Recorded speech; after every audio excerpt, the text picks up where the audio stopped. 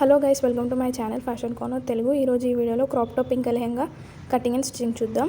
So first అయితే pink cloth lehenga కోసం అనమాట. ఇదేమో హ్యాండ్స్ కోసం అండ్ ఇది dupatta 2 metres, 4 metres lehenga, 2 metres dupatta and half metre for hands అనమాట. బ్లౌజ్ పింకే వస్తుంది, హ్యాండ్స్కి మాత్రం గ్రీన్. ఈ లైనింగ్ ఏమో 4 మీటర్స్ పాలిస్టర్ తీసుకున్నాను అండ్ 1 మీటర్ కాటన్ తీసుకున్నాను టాప్ పార్ట్ కోసం. ఫస్ట్ లెహెంగా హైట్ చెక్ చేద్దాం. లెహెంగా హైట్ వచ్చేసి 40 మీటర్స్ అనమాట, 40 సెంటీమీటర్స్. సో 40 సెంటీమీటర్స్ దగ్గర ఒక మార్క్ పెట్టుకొని మనం 40 సెంటీమీటర్స్ దగ్గర కట్ చేసుకోవాలన్నమాట. రిమైనింగ్ అంతా మనకి బెల్ట్ కోసం యూజ్ అవుతుంది. ఇక్కడ మనం ఫోల్డ్ చేసి కూడా కుట్టుకోవచ్చు, 2 సెంటీమీటర్స్ ఎక్స్ట్రా కట్ చేసి.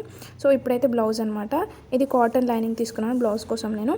ఫస్ట్ అయితే బ్లౌజ్ లైనింగ్ని ఓపెన్ చేసి 4 ఫోల్డ్ చేసుకోవాలన్నమాట. ఇలా 4 ఫోల్డ్ చేసుకున్న తర్వాత మన చెస్ట్ లూజ్ ఎంత అయితే ఉందో దానికి +2 ఇంచెస్ యాడ్ చేసుకొని మెజర్ చేసుకొని అంత కట్ చేసుకోవాలన్నమాట. సో నాకు ఇక్కడ 12 ఉంది.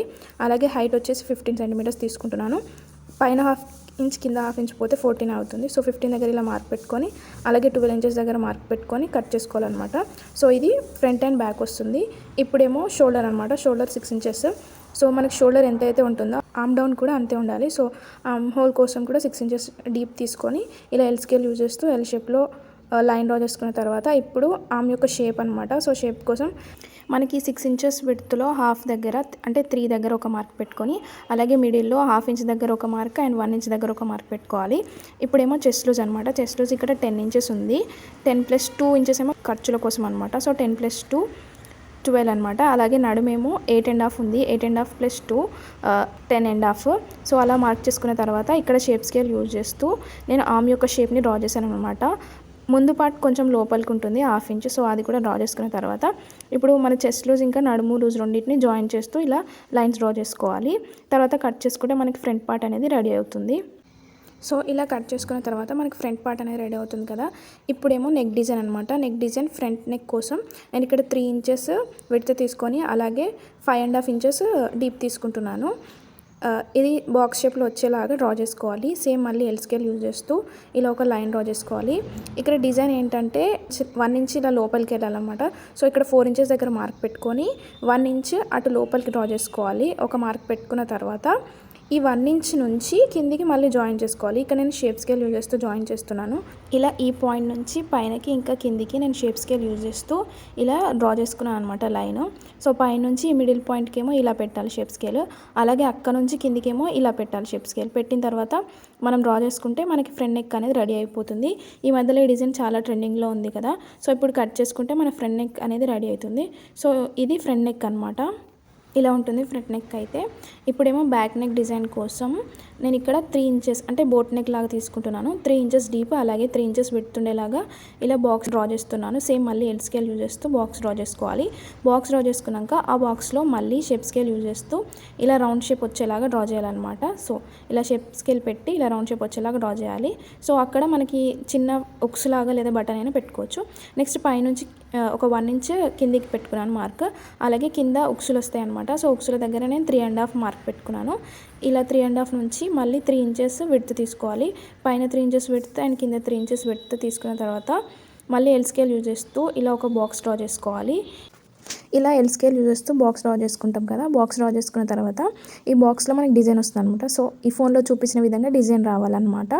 సో దానికోసం ఇప్పుడు నేను ఇలా నార్మల్గా ఇట్లా ర్యాండమ్గా డ్రా చేస్తున్నాను అనమాట. ఒక లైన్ డ్రా చేసుకొని ఆ లైన్ మీద కట్ వర్క్ లాగా రావాలన్నమాట. సో కట్ వర్క్ కోసం ఇక్కడ నేను బ్యాంగిల్ తీసుకున్నాను. కట్ వర్క్ ఇలా హాఫ్ బ్యాంగిల్ వచ్చేలాగా పెట్టుకొని ఇలా మొత్తం డ్రా చేసుకోవాలన్నమాట. ఇందాక మనం మార్క్ చేసుకున్నాం కదా, ఆ లైన్ మీద ఇలా డ్రా చేసుకోవాలి. కింది వరకు డ్రా చేసుకున్న తర్వాత కింద ఎంతవరకు వస్తుందో అంత నుంచి మళ్ళీ షేప్ స్కేల్ యూజ్ చేస్తూ ఒక లైన్ డ్రా చేసుకోవాలి. ఇలా ఒక లైన్ డ్రా చేసుకుంటే మనకి ఇందాక ఫోన్లో చూపించిన డిజైన్ అనేది వస్తుంది అనమాట. ఇప్పుడు కట్ చేసుకుంటే ఇప్పుడు మనం మార్క్ చేసుకున్న కట్ వర్క్ మీద స్లోగా కట్ చేయాలన్నమాట. కట్ చేసుకుంటే మనకి బ్యాక్ పార్ట్ అనేది రెడీ అయిపోతుంది. సో కట్ చేసుకున్న తర్వాత ఇలా వస్తుంది అనమాట డిజైన్ అనేది. ఇది కట్ చేసిన పీస్ అనమాట. స్లోగా కట్ చేసుకుంటే మనకు పర్ఫెక్ట్గా వస్తుంది షేప్. సో ఇది బ్యాక్ డిజైన్. ఇప్పుడేమో ఇందాక మనం కట్ చేసుకున్న ఫ్రంట్ నెక్ ఇంకా బ్యాక్ నెక్ ఇవి 2 మెయిన్ ఫ్యాబ్రిక్ పైన వేసి స్టిచ్ చేసుకోవాలన్నమాట. సో ఇక్కడ నేను మెయిన్ ఫ్యాబ్రిక్ కోసం పింక్ క్లాత్ తీసుకుంటున్నాను. హ్యాండ్స్కి మాత్రం గ్రీన్ వస్తుంది. సో ఇప్పుడు ఇందాక మనం లెహెంగాకి మార్క్ చేసుకున్నాం కదా, అందులో నుంచి హాఫ్ మీటర్ పక్కకు పెట్టుకున్నాను.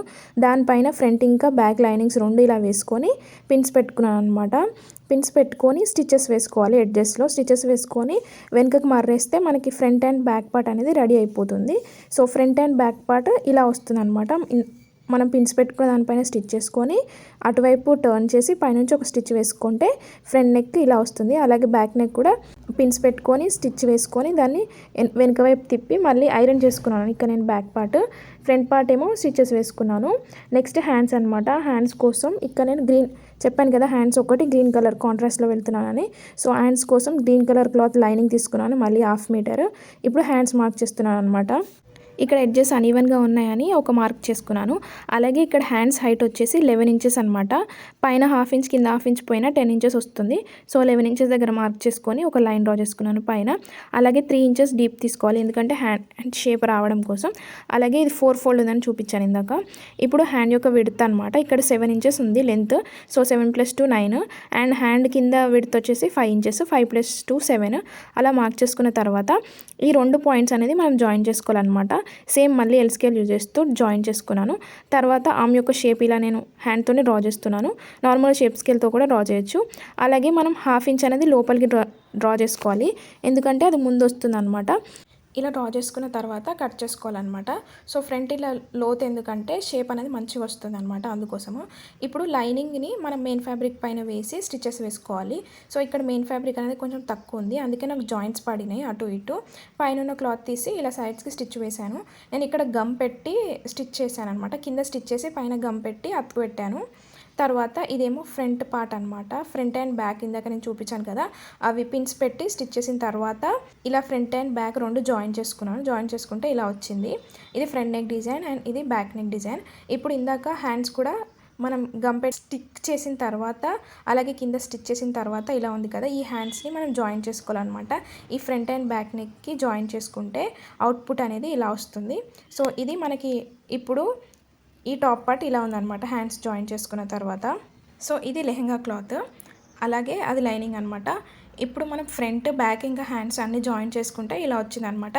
తర్వాత సైడ్స్కి స్టిచెస్ వేసుకుంటే మనకి బ్లౌజ్ అనేది రెడీ అవుతుంది. సో షేప్ అయితే చాలా బాగా వచ్చిందనమాట. ఇలా ఫోల్డ్ చేసుకొని మనం సైడ్స్కి స్టిచెస్ వేసుకోవాలి. అటు సైడ్ 2 స్టిచెస్, ఇటు సైడ్ 2 స్టిచెస్ వేసుకోవాలి. అలాగే మనం 2 ఇంచెస్ ఎక్స్ట్రా పెట్టుకున్నాం కదా ఖర్చులకి, అక్కడ కూడా స్టిచ్ వేసుకుంటే మనకి బ్లౌజ్ పార్ట్ అనేది రెడీ అవుతుంది. సో ఇప్పుడు లెహెంగా అనమాట. నేను లెహెంగా కోసం 2 ఇంచెస్ కింద ఎక్స్ట్రా కట్ చేసుకొని ఫోల్డ్ చేసి స్టిచ్ వేసాను అనమాట, ఎందుకంటే కింద స్టిఫ్ ఉంటుంది గాలికి లేవకుండా ఉండేలాగా. సో ఇక్కడ నేను మళ్ళీ హైట్ చూపిస్తున్నాను. 40 సెంటీమీటర్స్ ఎగ్జాక్ట్గా ఉండాలి, ఎందుకంటే హైట్ 40 ఉంది. సో అందుకే 40 సెంటీమీటర్స్ తీసుకున్నాను.